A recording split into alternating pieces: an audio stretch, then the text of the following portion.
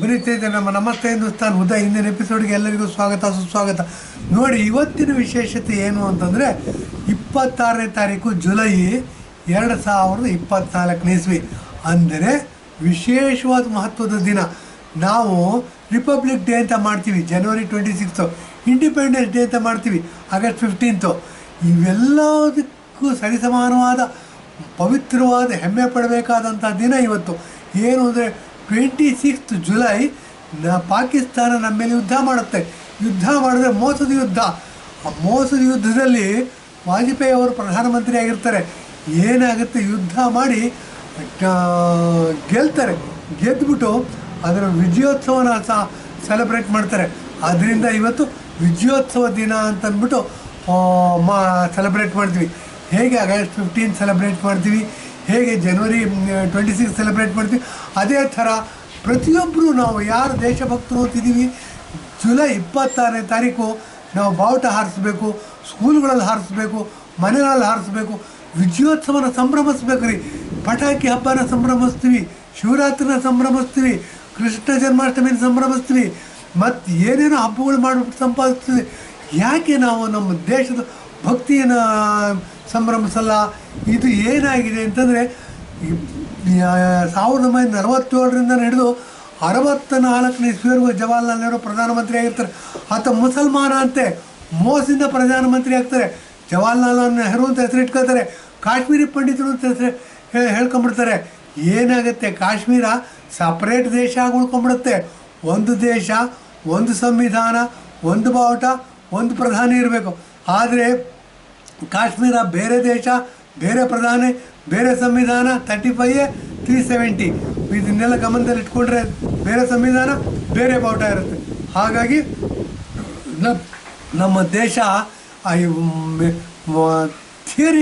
Theoretically ಅಂದರೆ ಪುಸ್ತಕದ ಬದನೆಕಾಯಿಯಾಗಿ ಒಂದಾಗಿದ್ದರೂ ಒಳಗೊಳಗೆ 2 ದೇಶ ಆಗಿರುತ್ತೆ.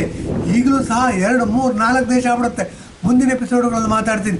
ಇವತ್ತು ಮಾತಾಡ್ತಿರೋದು, ಈ ಎಪಿಸೋಡಲ್ಲಿ ಮಾತಾಡ್ತಾ ಇರೋದು ಕಾರ್ಗಿಲ್ ವಿಜಯ್ ದಿವಸ ಜುಲೈ 26ನೇ ತಾರೀಕು. ಬನ್ನಿ, ಇವತ್ತಿನಿಂದ ಮುಂದಕ್ಕೆ, ಇವತ್ತು ಸಿಲ್ವರ್ ಜುಬ್ಲಿ ಸಂಭ್ರಮ 25 ವರ್ಷಗಳಾಗಿದೆ. 25 ವರ್ಷಗಳ ಸಂಭ್ರಮಾಚರಣೆ ಮಾಡ್ತಾಯಿದ್ದೀವಿ. ನರೇಂದ್ರ ಮೋದಿಯವರು ಕಾರ್ಗಿಲ್ಗೆ ಹೋಗಿದ್ದಾರೆ. ಕಾರ್ಗಿಲ್ ಸ್ಮಾರಕ ಏನಿದೆ ಅಲ್ಲಿ ಪುಷ್ಪ ನಮನ ಸಲ್ಲಿಸ್ತಾ ಇದ್ದಾರೆ ಮತ್ತು ವಂದನೆ ಸಲ್ಲಿಸ್ತಾ ಇದ್ದಾರೆ. ಅದರ ಫೋಟೋಗಳನ್ನ ಹಾಕ್ತಾಯಿದ್ದೀವಿ. ದಯವಿಟ್ಟು ನೋಡಬೇಕು, ಸಂಭ್ರಮಿಸಬೇಕು. ಪ್ರತಿಯೊಬ್ಬರು ತಮ್ಮ ಮನೆಯಲ್ಲಿ ಸ್ವೀಟ್ನ ಮಾಡ್ಕೊಂಡು ತಿನ್ನಬೇಕು ಅಂತ ಹೇಳಿ ಇಂದಿನ ಎಪಿಸೋಡ್ನ ಮುಂದುವರಿಸ್ತೀವಿ. ಬನ್ನಿ, ಕಾರ್ಗಿಲ್ ಅಂತ ಹೇಳಿದ್ರೆ ಅಟಲ್ ಬಿಹಾರಿ ವಾಜಪೇಯಿ ಅವರು ಪ್ರಧಾನಮಂತ್ರಿ ಆಗಿರ್ತಾರೆ ಭಾರತ ದೇಶ. ಅಟಲ್ ಬಿಹಾರಿ ವಾಜಪೇಯಿ ಅಂದರೆ ಅಜಾತ ಶತ್ರು, ಎಂಥವ್ರನ್ನೂ ಮೋಡಿ ಮಾಡ್ತಕ್ಕಂಥ ವ್ಯಕ್ತಿತ್ವ ಅವರು. ಮತ್ತು ಪ್ರಪಂಚದಲ್ಲಿ ಅವ್ರ ಶತ್ರುಗಳಿಲ್ಲ. ಕಾಂಗ್ರೆಸ್ನವರು ಹೊಗಳ್ತಾ ಇರ್ತಾರೆ. ಇಂಥ ಅಜಾತ ಶತ್ರುನ ಹೊಗಳಿ ಹೊಗಳಿ ಹೊಗಳಿ ಒಳಗಡೆ ಮೋಸ ಮಾಡಿಬಿಡ್ತಾರೆ. ಮೋಸ ಮಾಡಿಬಿಟ್ಟು ಅವ್ರನ್ನ ಅಧಿಕಾರದಿಂದ ಕೆಳಗಿಳಿಸ್ಬಿಡ್ತಾರೆ. ಇವು ಹೇಗಾಗತ್ತೆ ಅಂತಂದರೆ, ಅಯ್ಯೋ ನೋಡಿ, ವಾಜಪೇಯಿ ಇದ್ದಾಗ ಮುಷರಫ್ ಅಧ್ಯಕ್ಷರಾಗಿರ್ತಾರೆ ಪಾಕಿಸ್ತಾನದ್ದು.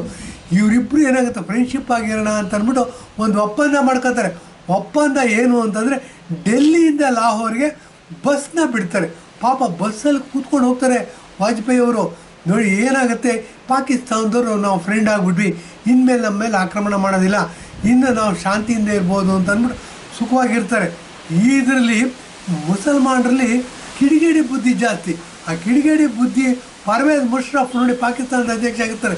ಹೇಳಿ ಕೇಳಿ ಆತ ಮಿಲಿಟ್ರಿ ಸುಪ್ರೀಂ ಕಮಾಂಡರು.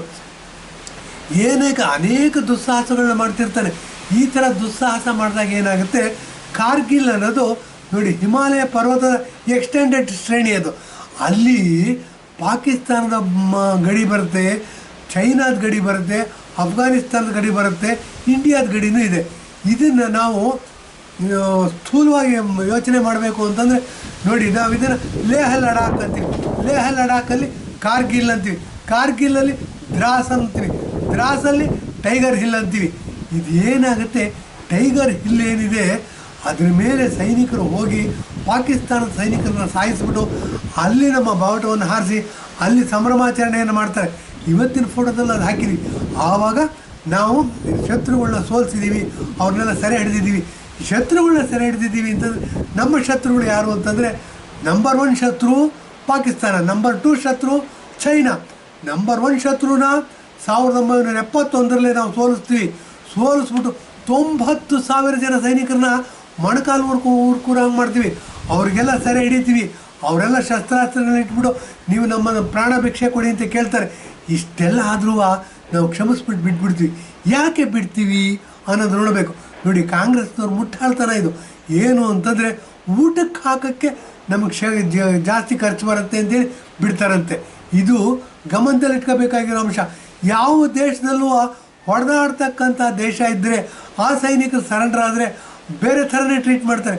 ನಾವು ವಸುದೈವ ಕುಟುಂಬಕಂ ಅಂತ ಹೇಳ್ತಕ್ಕಂಥವ್ರು ನರೇಂದ್ರ ಮೋದಿಯವ್ರಿಗೆ ಮಾತ್ರ ಹಾಗೆಲ್ಲ ಹೇಳ್ತಾರೆ. ಮತ್ತು June 21ನ ವಿಶ್ವ ಯೋಗ ದಿನ ಅಂತ ಮಾಡಿದ್ದಾರೆ.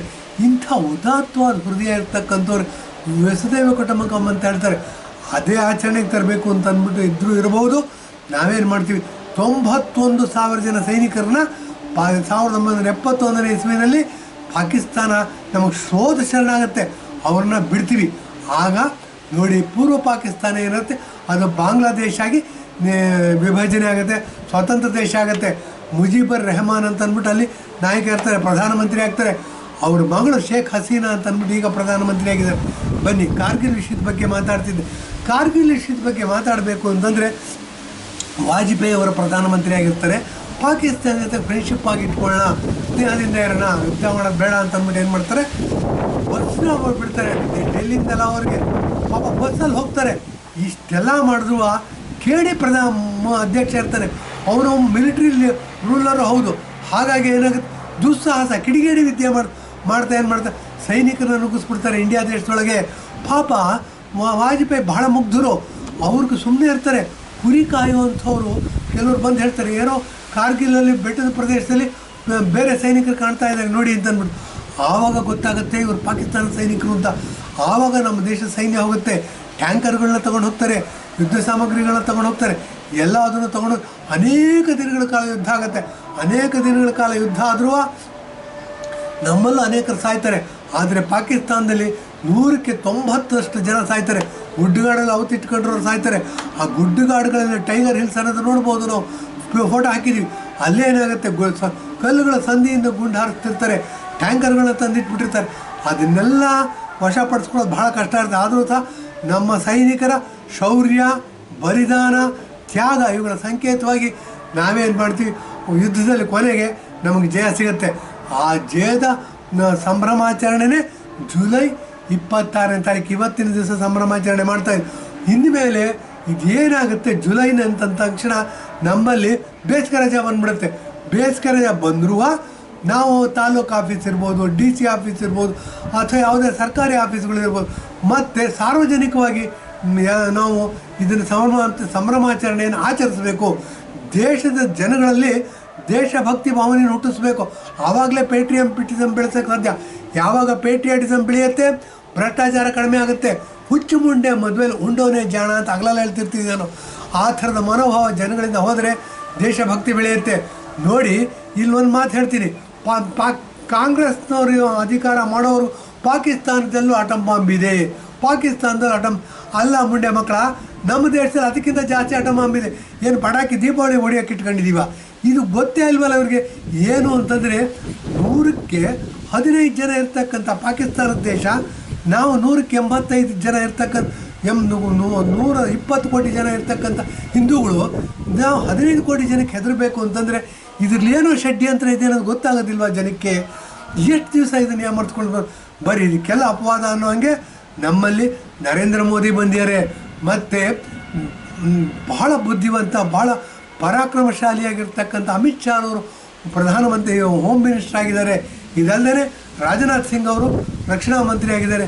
ನಿರ್ಮಲಾ ಸೀತಾರಾಮನ್ ಅವರು ಆರ್ಥಿಕ ಮಂತ್ರಿ ಆಗಿದ್ದಾರೆ. ಹಾಗಾಗಿ ನಮ್ಮ ದೇಶ ವಿಶ್ವದ 3 ಅತಿ ಬಲಿಷ್ಠ ರಾಷ್ಟ್ರಗಳಲ್ಲಿ ಆರ್ಥಿಕವಾಗಿ, ಸೈನ್ಯ ಬಲದಲ್ಲಿ ಹೊರಹೊಮ್ಮುತ್ತಾ ಇದೆ. ಆಗಲೇ 90% ಹೊಂಬಿಟ್ಟಿದೆ. ಇನ್ನೇನು ಡಿಕ್ಲೇರ್ ಮಾಡಬೇಕಷ್ಟೇ. ಇದು ಡಿಕ್ಲೇರ್ ಆಗೋದು ಈ 5 ವರ್ಷಗಳಲ್ಲಿ ಆಗುತ್ತೆ ಅಂತ ಹೇಳಿ ನರೇಂದ್ರ ಮೋದಿಯವರಿಗೆ ನಮ್ಮ ಧನ್ಯವಾದಗಳನ್ನು ತಿಳಿಸ್ತಾ ಇದ್ದೀನಿ. ಎಪಿಸೋಡ್ ಮುಗಿಸ್ತಿದ್ದೀನಿ. ಧನ್ಯವಾದ, ನಮಸ್ಕಾರ.